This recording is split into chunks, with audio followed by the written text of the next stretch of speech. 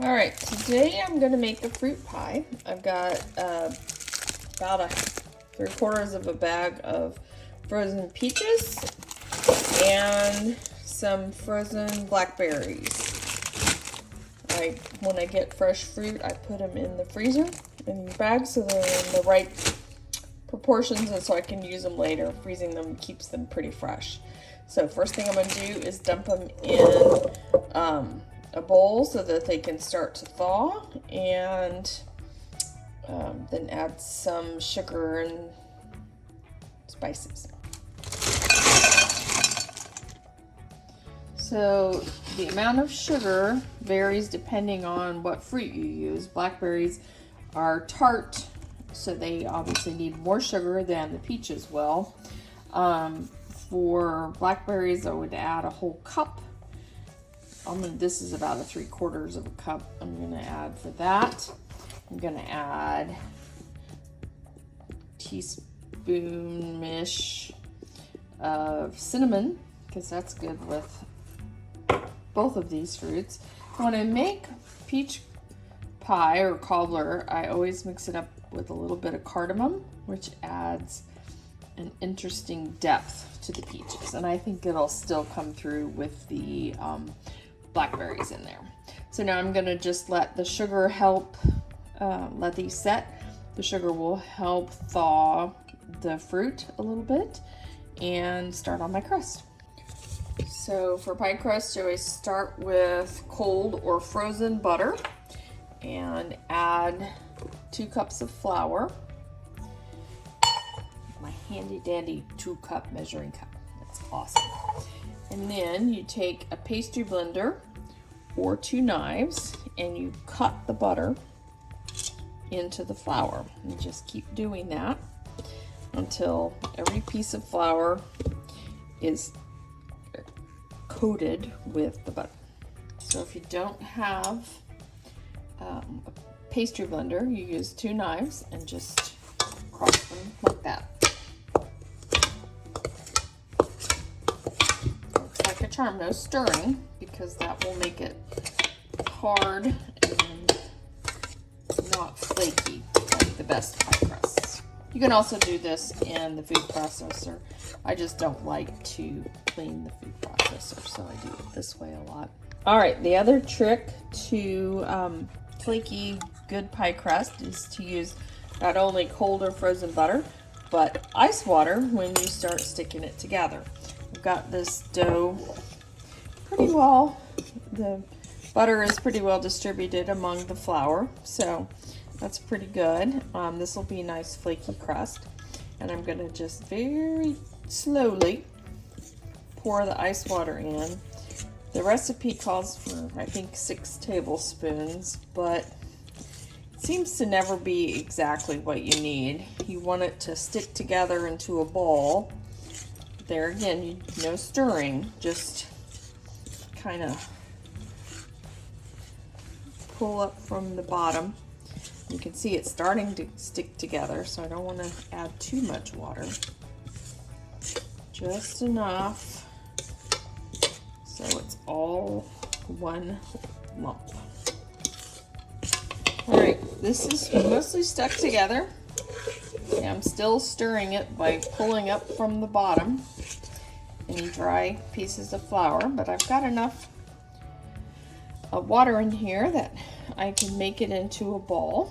So I'm going to cut it in half. This recipe calls for is enough to make 2 crusts. So for my fruit pie, I'm going to have one on the bottom and one on the top.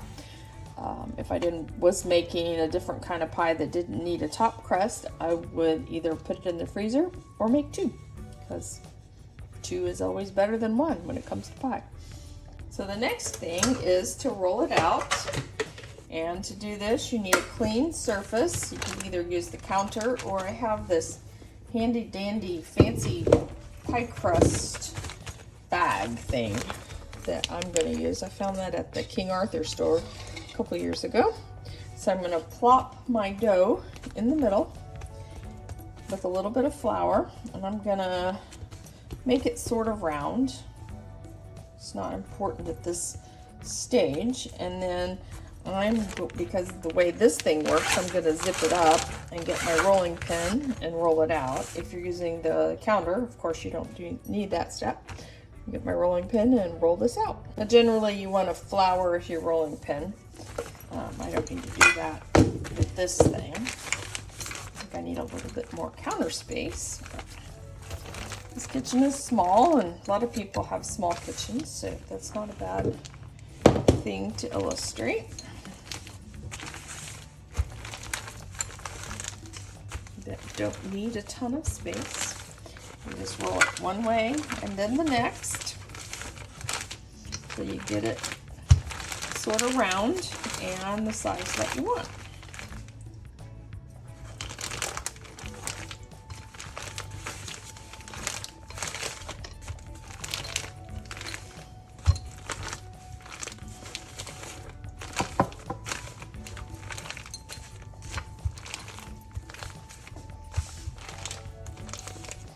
So I'm peeling the crust off of my little rolling surface, and I didn't have a lot of flour on it, so I didn't have quite enough. So we'll see if this comes out, if I'm going to have to re-roll it.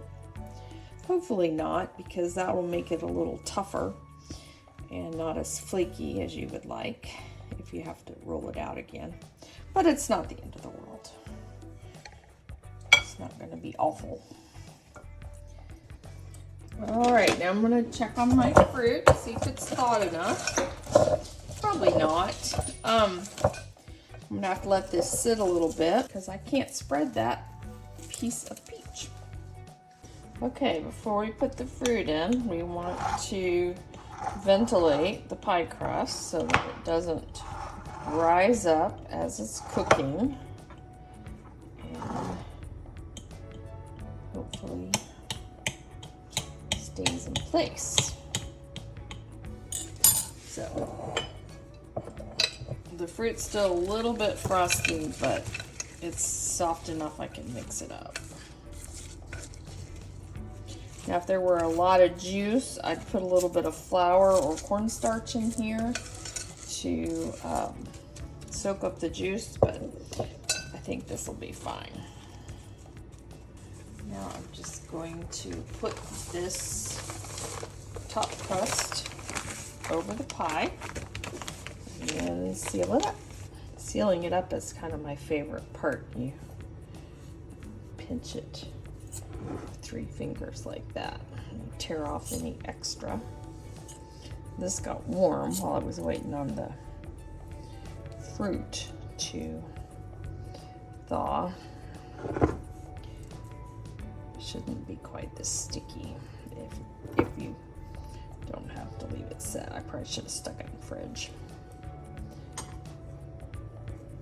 So